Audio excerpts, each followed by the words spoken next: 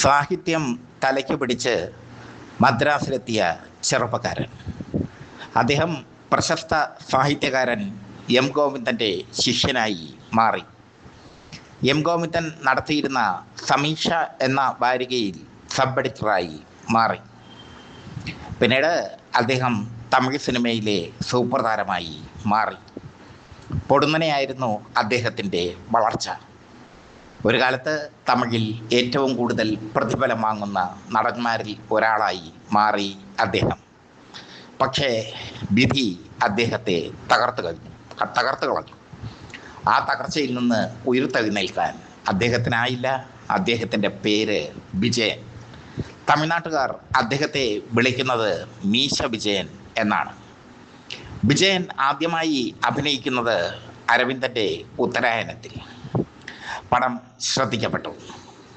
പിന്നീട് കല്യാണപ്പന്തൽ എന്ന മലയാള ചിത്രത്തിൽ അഭിനയിച്ചു. അത് കഴിഞ്ഞാണ് അദ്ദേഹം തമിഴ് സിനിമയിലേക്ക് ചേക്കേറുന്നത്. ഒരു കാര്യം കൂടി, നമ്മുടെ എക്സ്ട്രാ നടിയായിരുന്ന ശാന്തിക്ക് സീമ എന്ന പേര് നൽകി അവരെ കൈപിടിച്ച് മലയാള സിനിമയിലേക്ക് ആനയിച്ചതും വിജയനാണ്. സീമ പിന്നീട് സൂപ്പർ നടിയായി മാറി, IB ശശിയുടെ ഭാര്യയായി മാറി. ഒരഭിമുഖത്തിൽ ശാന്തി എന്ന തൻ്റെ പേര് മാറ്റിയത് വിജയനാണെന്ന് സീമ എന്നോട് പറഞ്ഞിട്ടുണ്ട്.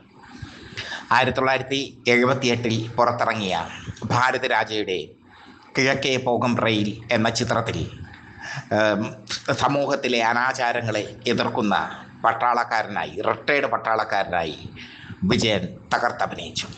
മീശയൊക്കെ ചുരുട്ടി വെച്ച് ഗ്രാമത്തിലെ ശോഭിക്കുന്ന വ്യക്തിത്വത്തിൻ്റെ പ്രതീകമായി മാറിയ വിജയനെ തമിഴർ പിന്നീട് മീശ വിജയൻ എന്ന് വിളിച്ചു. അത് കഴിഞ്ഞ് അടുത്ത ചിത്രം മെഗാ ഹിറ്റ് പെണ്ണ് ഊരുക്ക് പുതുശ്. ഒരു വിടുതലൈ ഒരു തുടർക്കഥൈ എന്ന ചിത്രവും മെഗാ ഹിറ്റ്. ഉതിരിപ്പൂക്കൾ വിജയൻ്റെ മറ്റൊരു ഹിറ്റ്. പശി ബാലു മഹേന്ദ്ര ക്യാമറാമാനായിരുന്ന പശി എന്ന ചിത്രവും വിജയൻ്റെ ക്ലാസിക് ചിത്രമാണ്. ചിന്ന ചിന്ന വീടുകാട്ടി, മാർഗളെ മലരുകൾ, പുതിയ അടിമകൾ, തിരുവിളക്ക് എന്നിങ്ങനെയുള്ള ഹിറ്റുകൾ. ആക്ഷനും പ്രണയവും പരുക്കൻ ഭാവവും ഒക്കെ ആയി വിജയൻ നിറഞ്ഞാടി. രജനീകാന്തിനും കമൽഹാസനുമൊപ്പം ഉയർന്ന പ്രതിഫലം വാങ്ങുന്ന നടന്മാരിൽ ഒരാളായി വിജയൻ എന്ന മീശ വിജയൻ മാറി. അദ്ദേഹത്തിന് വേണ്ടി തമിഴ്നാട്ടിൽ രസികർ മன்றങ്ങൾ ഉണ്ടായി. ഒരു സിനിമയിൽ അഭിനയിക്കുമ്പോൾ അദ്ദേഹത്തിന് പരിക്ക് പറ്റി. അദ്ദേഹം ആക്ഷൻ രംഗങ്ങളിൽ ഡ്യൂപ്പിടാതെ അഭിനയിക്കുമായിരുന്നു. അദ്ദേഹത്തിൻ്റെ കാലൊടിഞ്ഞ് ദീർഘകാലം അദ്ദേഹം ആശുപത്രിയിലായി. ആ സമയത്താണ് വിജയകാന്തിൻ്റെ ഉദയം. രജനീകാന്തിൻ്റെ പേരായ കാന്തും വിജയൻ്റെ പേരായ വിജയയും കൂട്ടിച്ചേർത്താണ് വിജയകാന്ത് തനിക്ക് പേരിട്ടത് എന്നാണ് തമിഴ്നാട്ടിലെ മാധ്യമപ്രവർത്തകർ അന്ന് എഴുതിയത്. എന്തായാലും വൈദേഹി കാത്തിരുന്നാൾ, അമ്മൻകോവിൽ കിഴക്കാലെ, പൂന്തോട്ട കാവൽക്കാരൻ തുടങ്ങിയ ചിത്രങ്ങളിലൂടെ വിജയകാന്ത് അതിവേഗം വളർന്നു. അപകടം പറ്റിയ വിജയന് തമിഴ് സിനിമയിലേക്ക് പ്രവേശനം അസാധ്യമായി മാറി. ആ കാലത്ത് തന്നെ മോഹനും തമിഴ് സിനിമയിൽ ശ്രദ്ധേയമായി മാറി. കമൽഹാസൻ, രജനീകാന്ത്, വിജയകാന്ത്, മോഹൻ, കാർത്തിക് തമിഴ് സിനിമ മാറുകയായിരുന്നു. മാറിയ തമിഴ് സിനിമയിൽ വിജയൻ ഒന്നുമല്ലാതായി മാറി. മലയാളത്തിൽ പ്രവാഹം, ഉദ്യാനലക്ഷ്മി, കയം തുടങ്ങിയ ചിത്രങ്ങളിലൊക്കെ അദ്ദേഹം അഭിനയിച്ചിട്ടുണ്ട്. കയത്തിൽ അദ്ദേഹം നായകനായിരുന്നു. പടം വലിയ ഹിറ്റായിരുന്നു. അതിൽ ചുഴലി രോഗമുള്ള ഒരു തൻ്റേടിയായ ചെറുപ്പക്കാരൻ്റെ വേഷമാണ് വിജയൻ അഭിനയിച്ചത്. സൃഷ്ടി, ഗുഹ, ശ്രീമാൻ ശ്രീമതി, വിധിച്ചതും കൊതിച്ചതും, അസ്ത്രം തുടങ്ങിയ ചിത്രങ്ങളിലൊക്കെ വിജയൻ അഭിനയിച്ചു. പിന്നീട് വിജയൻ വില്ലൻ വേഷത്തിൽ അഭിനയിച്ചു തുടങ്ങി. ആഗസ്റ്റ് 1 എന്ന ചിത്രം ശ്രദ്ധേയമായിരുന്നു. കൊച്ചി രാജാവിൽ ശ്രദ്ധേയമായ വേഷം ചെയ്തു.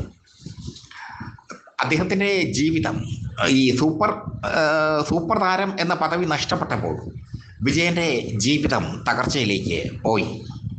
വിജയൻ മദ്യാസക്തനായി, കുടുംബവുമായി അകന്നു. ഒരു കാലത്ത് കൊട്ടാരം പോലുള്ള വീട്ടിൽ താമസിച്ച വിജയൻ പിന്നീട് ചെന്നൈയിലെ ഒറ്റമുറി വീട്ടിൽ താമസിച്ചു. കിട്ടുന്ന വേഷങ്ങളിലൊക്കെ അഭിനയിച്ചു. കിട്ടുന്ന പണം കൊണ്ട് മദ്യപിച്ചു. മാത്രമല്ല, പെണ്ണും അദ്ദേഹത്തിന് വീക്ക്നസ്സായി മാറി. പലതരത്തിലുള്ള അരാജകവാദത്തിൻ്റെ കഥകൾ വിജയനെ തേടിയെത്തി.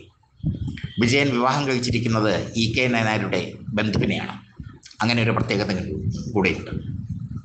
വിജയൻ കുടുംബവുമായി അകന്ന് വിജയൻ്റെതായ ലോകത്ത് ഒതുങ്ങിക്കൂടി. 2007 സെപ്റ്റംബർ 15 തമിഴ്നാട്ടിലെ ഒറ്റമുറി വീട്ടിൽ ഹൃദയാഘാതത്താൽ വിജയൻ മരണപ്പെടുന്നു. തമിഴ്നാട്ടിലെ സൂപ്പർ താരങ്ങളാരും വിജയനെ തിരിഞ്ഞു നോക്കിയില്ല. വിജയനെ പറ്റി വലിയ അനുശോചന കുറിപ്പുകളൊന്നും തമിഴ്നാട്ടിലും കേരളത്തിലും ഉണ്ടായില്ല. അങ്ങനെ അവഗണിക്കപ്പെടേണ്ട വ്യക്തിയല്ലായിരുന്നു വിജയൻ. തമിഴ്നാട്ടിൽ ഉദിച്ചുയർന്ന മലയാളത്തിൽ നിന്ന് വന്ന സൂപ്പർ താരമായിരുന്നു വിജയൻ. ആ അപകടം വിജയൻ്റെ ജീവിതം തകർക്കുകയായിരുന്നു. ആ തകർച്ച അദ്ദേഹത്തെ നിരാശയിലേക്ക് കൊണ്ടുപോവുകയായിരുന്നു. ആ നിരാശയിൽ നിന്ന് തിരിച്ചു വരാൻ വിജയനെ ആരും സഹായിച്ചില്ല. നല്ലൊരു എഴുത്തുകാരൻ കൂടിയായിരുന്നു വിജയൻ. ശംഖുപുഷ്പം എന്ന ചിത്രത്തിന് തിരക്കഥ എഴുതിയത് വിജയനാണ്. പല ചിത്രങ്ങൾക്കും വിജയൻ തിരക്കഥ എഴുതിയിട്ടുണ്ട്. തമിഴും മലയാളവും എഴുതാൻ നന്നായി കഴിവുണ്ടായിരുന്നു. തമിഴിലും മലയാളത്തിലും എഴുതാൻ നന്നായി കഴിവുണ്ടായിരുന്നു വിജയന്. ഉതിരിപ്പൂക്കൾ എന്ന ചിത്രത്തിൻ്റെ കഥയും തിരക്കഥയും വിജയൻ്റെതാണ്. അങ്ങനെ ബഹുമുഖ പ്രതിഭയായിരുന്നു അദ്ദേഹം. പക്ഷേ വിധി അദ്ദേഹത്തിന് നൽകിയത് തീക്ഷ്ണമായ അനുഭവങ്ങൾ. സെറ്റുകളിൽ മദ്യപിച്ചെത്തുന്ന വിജയനെ തമിഴ് സിനിമ സംവിധായകരും നിർമ്മാതാക്കളും പതിയെ ഒഴിവാക്കി തുടങ്ങി.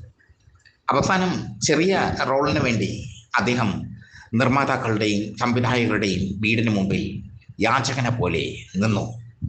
ചെറിയ റോളിൽ നിന്ന് കിട്ടുന്ന വരുമാനം കൊണ്ട് അദ്ദേഹം തൻ്റെ അതിജീവനം നടത്തി.